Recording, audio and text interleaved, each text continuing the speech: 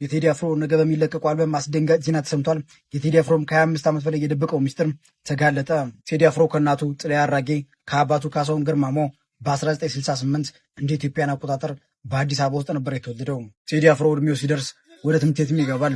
በዛም የኪነ ጥበብና የሥነ ጽሑፍ ነክ የሆኑ የአማርኛና የሙዚቃ ትምህርቶችን አጥብቆ ይወድና ይማር እንደነበርም ይነገራል። ቴዲ አፍሮ እንደዛሬው ከአድማስ አድማስ ስም የገነነ ከህፃን እስከ አዋቂ በፍቅሩ የሚያብድለት ሀገር ውስጥና ውጪ በመገናኛ ብዙሃን ርዕስ ከመሆኑ በፊት መጀመሪያ ሙዚቃን ሀብሎ ሲጀምር በጣም አስቸጋሪ ጊዜዎችን አሳልፏል። የቴዲ አፍሮ አባት ካሳሁን ገርማሞ የፖሊስ ሬዲዮ ጋዜጠኛ፣ የመድረክ መሪና አስተዋዋቂ፣ የሙዚቃ ግጥሞችንም እየጻፉ የሚሰጡ ከባድ የኪነ ጥበብ ሰው ቢሆኑም ቴዲ አፍሮ ግን ወደ ሙዚቃ ዓለም እንዲገባ በፍጹም አይፈልጉም ነበር። በዛም ትላልቅ ተጽዕኖዎችን ያደረጉበት እንደነበር ይነገራል። ቴዲ አፍሮ አባቱ ፊት ሙዚቃ መዝፈን አይችል ስለነበር የሙዚቃ ፍቅሩንም የሚወጣው ተደብቆ በማንጎራጎር እንደነበር ተናግሯል። ሲውል ሲያደር ቴዲ ለሙዚቃ ያለው ፍቅር በጣም እየጨመረና እያስጨንቀው ይመጣል። በዛም ተደብቆ ከመዝፈን ወደ አደባባይ ወጥቶ ወደ መዝፈንም ይገባል።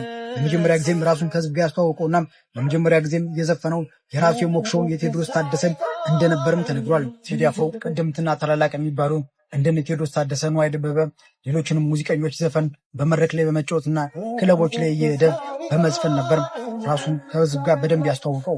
በዛም እግረ መንገዱን የሰው ልጅ ኑሮን ሀብለን በሚጀምረው እሱም የመጀመሪያ አልበሙን አቦጊዳን ሰርቶ ህዝብን ማስደመም የቻለው ቴዲ አፍሮ ለተለያዩ አንጋፋና ትላልቅ የሀገራችን አቀንቃኞችና የሙዚቃ ዘፋኞች የተለያዩ ግጥሞችና ዜማዎቹን እየሰራ ይሰጥ ነበር።